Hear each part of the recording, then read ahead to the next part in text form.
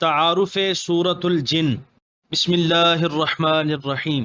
نام: اس سورہ پاک میں جنات کے احوال کا بیان ہے، نیز اس کی پہلی آیت میں الجن کا لفظ بھی مذکور ہے، اس لیے اس کا نام الجن تجویز ہوا ہے۔ تفسیر القرآن از عبد الرحمن کیلانی، جلد 4 صفحہ 531، رکوع 2 آیات 28، کلمات 287، حروف 1126۔ دراست احصائیہ از محمد خیری الصوفی، صفحہ 13، آیات 28، کلمات 320، حروف 1096۔ زمانہ نزول: اس بات پر سب علماء متفق ہیں کہ یہ سورت مکہ مکرمہ میں نازل ہوئی، لیکن مکی زندگی کے کس دور میں نازل ہوئی اس کا تعین مشکل ہے۔ البتہ حضرت ابن عباس رضی اللہ عنہما کی ایک روایت سے یہ قیاس کیا جا سکتا ہے کہ اس کا نزول مکی زندگی کے ابتدائی دور میں ہوا۔ اس روایت کا ماحصل یہ ہے، صحیحین میں حضرت ابن عباس رضی اللہ عنہما سے مروی ہے کہ نبی کریم صلی اللہ علیہ وآلہ وسلم تبلیغ کی غرض سے اپنے صحابہ کی ایک جماعت کے ساتھ عکاظ کے بازار کی طرف روانہ ہوئے۔ یہ وہ وقت تھا جب جنات کا آسمان کی طرف پرواز کرنا بند ہو گیا تھا۔ وہ آسمان کے قریب جانے کی کوشش کرتے تو شہاب ثاقب ان کا تعاقب کرتے۔ انہوں نے اس کا ذکر اپنی قوم کے سرداروں سے کیا۔ ایک دوسری روایت میں ہے کہ انہوں نے یہ ماجرا ابلیس سے آ کر کہا۔ وہ بولا، ضرور کوئی ایسا حادثہ رونما ہوا ہے جس کی وجہ سے آسمان کی طرف تمہارا عروج روک دیا گیا ہے، اس لیے زمین کے شرق و غرب میں پھیل جاؤ، زمین کا گوشہ گوشہ چھان ڈالو اور اس حادثے کا سراغ لگاؤ۔ جنات کا وہ گروہ جو تہامہ کے علاقے میں چکر لگانے کے لیے آیا تھا، انہوں نے نخلا کے مقام پر حضور کو صبح کی نماز ادا کرتے پایا۔ حضور علیہ الصلاۃ والسلام اس وقت قرآن کریم کی تلاوت کر رہے تھے۔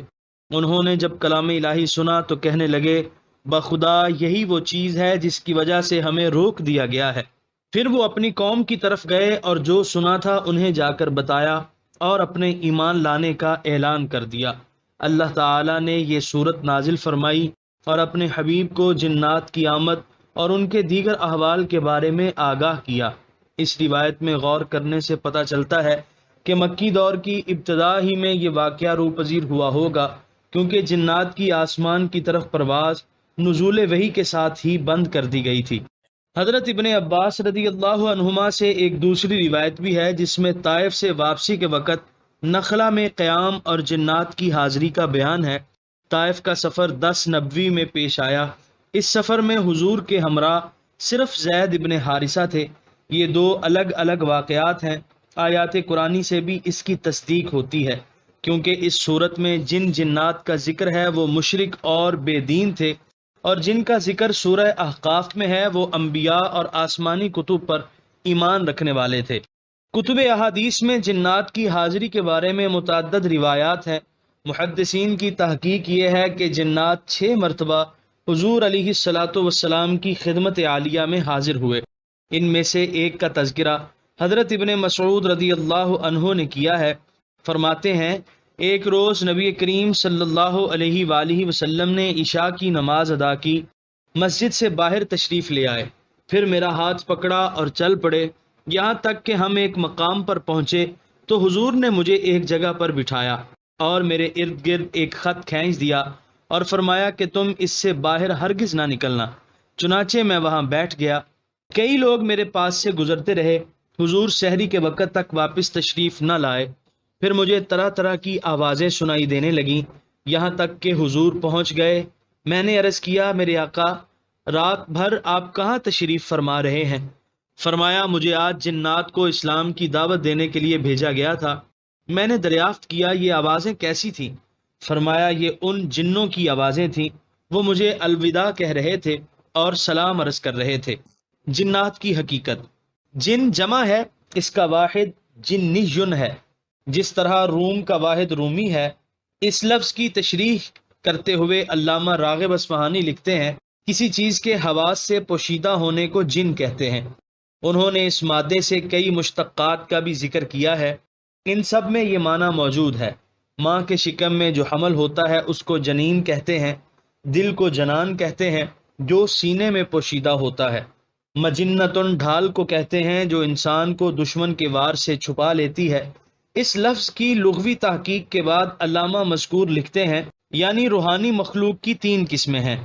ایک قسم وہ ہے جو سراپا خیر ہی خیر ہے، وہ فرشتے ہیں۔ دوسری قسم ان کی ہے جو سراسر شر ہی شر ہیں، وہ شیاطین ہیں۔ تیسری قسم وہ ہے جس میں کچھ نیک اور کچھ شریر ہوتے ہیں، وہ جن ہیں۔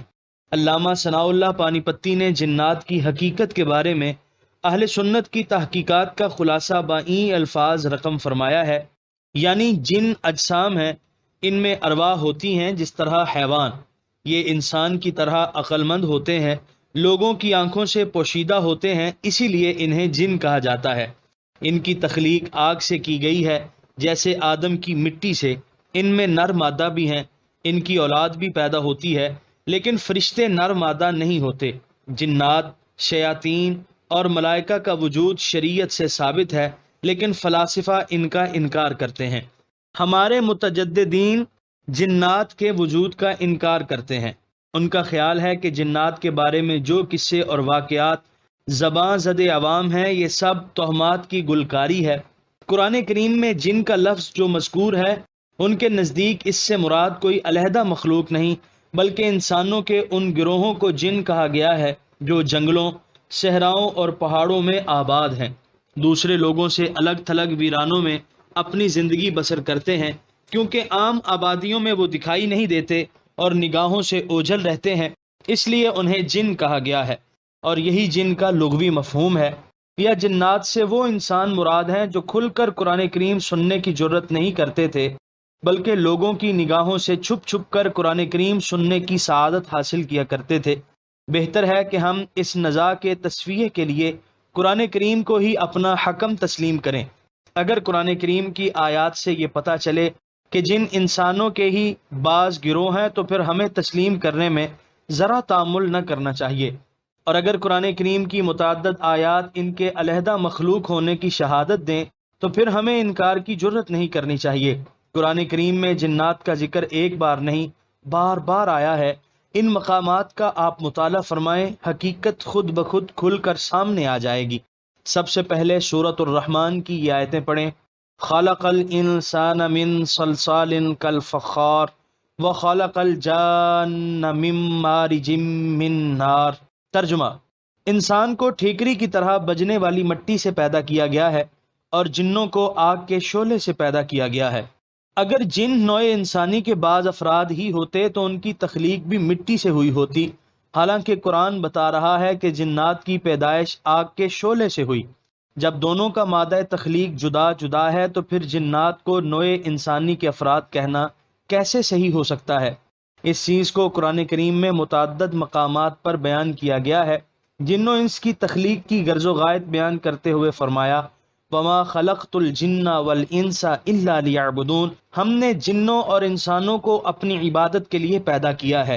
اگر جن انسانوں کے ہی کسی مخصوص گروہ کا نام ہوتا تو پھر ان کو یہاں الگ ذکر کرنے کی ضرورت نہ تھی۔ انسانوں کے متعدد گروہ ہیں، ان میں سے اور کسی کا ذکر نہ کرنا، صرف جنگلوں اور پہاڑوں میں بسنے والوں کا ذکر علیحدہ کرنا کسی طرح بھی مناسب معلوم نہیں ہوتا۔ آیات قرآنی سے یہ بھی پتہ چلتا ہے کہ جنات کی تخلیق انسان سے بہت پہلے ہوئی تھی۔ شیطان جنوں کا ہی ایک فرد تھا جو آدم علیہ السلام کی تخلیق کے وقت موجود تھا اور آدم علیہ السلام کو سجدہ نہ کرنے کے باعث راندہ درگاہ بن گیا تھا۔ اس کے بارے میں ارشاد ہے، کان من الجن ففسق عن امر ربہ، سورہ کہف آیت 50۔ شیطان جنوں میں سے تھا، پھر اس نے اپنے رب کی نافرمانی اختیار کر لی۔ تو جن جو نوع انسانی کے باپ آدم علیہ السلام سے پہلے موجود تھے، انہیں ان کی اولاد کیسے شمار کیا جا سکتا ہے؟ جنات کی ایک اور خصوصیت بیان کی گئی ہے جو انسانوں میں نہیں پائی جاتی۔ اس سے بھی پتہ چلتا ہے کہ جنات نوع انسانی کے افراد نہیں بلکہ جدا مخلوق ہیں۔ ارشاد ہے، اِنَّهُ يَرَاكُمْ هُوَ وَقَبِيلُهُ مِنْ حَيْثُ لَا تَرَوْنَهُمْ، سورہ اعراف آیت 27۔ شیطان اور اس کا قبیلہ تمہیں دیکھتا ہے لیکن تم انہیں نہیں دیکھ سکتے۔ کثیر التعداد آیات میں سے صرف چند پیش کی گئی ہیں۔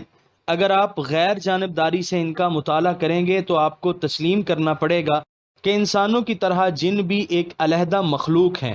صرف اس لیے ان کا انکار کہ یہ ہمیں نظر نہیں آتے اپنے اندر کوئی معقولیت نہیں رکھتا۔ کیا ہم اپنے حواس کو اتنا ہماغیر خیال کرتے ہیں کہ انہوں نے ہر چیز کو اپنے احاطے میں لے لیا ہے، اور جو چیز ان حواس سے ثابت نہ ہو وہ موجود ہی نہیں؟ اس طرح تو ہمیں پھر بہت سی چیزوں کا انکار کرنا پڑے گا۔ روح، فرشتے، نزول وحی وغیرہ وغیرہ، یہ سب چیزیں ہمارے حواس سے ماورا ہیں، اور کون ایسا مسلمان ہے جو ان کو تسلیم کرنے میں پس و پیش کرے؟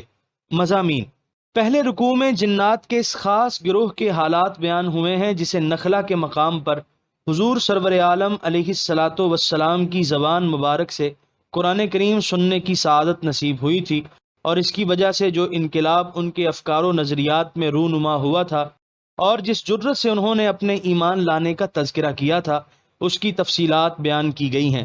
دوسرے رکوع کی ابتدا سے عقیدہ توحید کا اعلان کرنے کا حکم دیا جا رہا ہے، اور حضور نبی کریم صلی اللہ علیہ وآلہ وسلم نظریہ توحید کو بیان فرما رہے ہیں۔ اس کے بعد ان کفار کا ذکر ہے جو خدا اور رسول کی نافرمانی کو اپنا شعار بنائے ہوئے ہیں۔ قیامت کے دن ان کی حالت بڑی قابل رحم ہوگی۔ آخر میں اس حقیقت کو بیان فرما دیا کہ علم غیب صرف اللہ تعالیٰ کی ذات کے لیے مخصوص ہے۔ جب تک وہ کسی کو غیب کا علم نہ دے اسے کوئی جان نہیں سکتا، اور یہ علم غیب جنوں، ساحروں اور کاہنوں کو نہیں تعلیم کیا جاتا۔ یہ نعمت فقط ان رسولوں کو مرحمت فرمائی جاتی ہے جن کو اللہ تعالیٰ اس شرف کے لیے چن لیا کرتا ہے۔